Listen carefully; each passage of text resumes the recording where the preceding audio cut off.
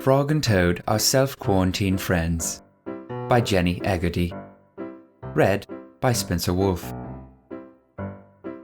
Part 1. The Bathroom. Frog stood outside the bathroom door. He could hear Toad splashing inside. "Toad! Toad!" shouted Frog.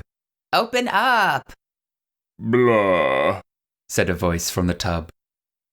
"Toad!" shouted Frog. "You've been in there for an hour!" "Go away. I feel anxious," said Toad, hiding under the bubbles. "But Toad," said Frog. "we only have one bathroom." Toad did not answer. "Toad!" yelled Frog as he banged on the bathroom door. "You must get out of the bathtub. I need to use the toilet." Toad ignored Frog's knocking. He hugged his rubber duck tight. "No virus in the bathtub," whispered Toad to his duck. "We're safe in here." Part 2. Netflix. Toad and Frog sat on the couch. Said Frog. "What do you want to watch tonight?" "Nothing looks good," said Toad. Frog and Toad scrolled through Netflix for 20 minutes. "Frog, I cannot pick," said Toad. "Let's watch Love is Blind again." "There must be something else," said Frog. They scrolled through Netflix for another 20 minutes. "Love is Blind it is," said Frog. "I like the part where the lady gives her dog wine," said Toad. "Me too," said Frog. Part 3. Personal Space. Frog bounced into Toad's room. "Hello, Toad," said Frog. "What are you doing?" "Frog, said Toad. I need some alone time." "You've been alone all day," said Frog. "It is time to socialize." Frog lay down on Toad's bed. Toad looked unhappy. "Frog," said Toad. "please get off my bed." "I feel fine," said Frog as he climbed under Toad's blankets. Toad looked even more unhappy. "Frog, boundaries are important in a relationship. Toad gulped. Especially now." Frog snuggled into Toad's pillows. "I'm so bored," said Frog. "Tell me a story." Toad began to bang his head against the wall. "Why are you banging your head against the wall?" asked Frog.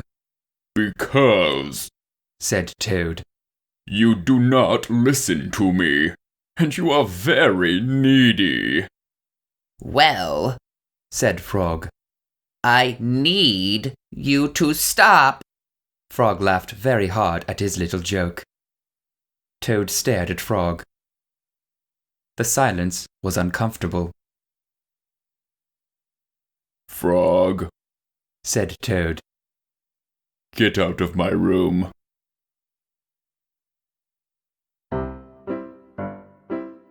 Part 4. Grocery Shopping. Toad and Frog went down to the grocery store. "Toad," said Frog. "there's no more toilet paper." Toad lowered his head in frustration. "I told you to get extra 2 weeks ago," said Toad. "I know," said Frog. "I am sorry." "What are we going to do?" exclaimed Toad. Frog held up a package of coffee filters. Toad stared at Frog in disgust. "They are soft," said Frog. "and biodegradable." Toad thought about his options. "Put them in the cart," said Toad. Part 5. News. Toad was sitting on the front porch. Frog came outside and sighed. "Oh, what is wrong, Toad?" This is my sad time of day, said Toad. It is the time I read the news. Oh, said Frog. Yes, said Toad. It always makes me very unhappy. why is that? asked Frog. Because the news is very bad, said Toad. It is. Agreed Frog. That is why I do not read the news. What? cried Toad, incensed. You must read the news. It is very irresponsible not to. The news makes me scared, said Frog. The world is in trouble, Yelled Toad. I am practicing self-care, Yelled Frog. Frog and Toad stood on the porch, feeling angry together. I'm going to self-quarantine alone, said Frog. Good, said Toad. Frog and Toad stood on the porch, feeling sorry for themselves. I'm going, said Frog. Well, go, said Toad. Frog and Toad stood in silence. I'm sorry we fought, said Frog. Me too, said Toad. I don't want to be alone. Me neither, said Frog. They smiled at each other. Toad, said Frog. if I make mac and cheese with extra cheddar and cut up hot dogs, can we be friends again? Yes, said Toad. They went inside to wash their hands together.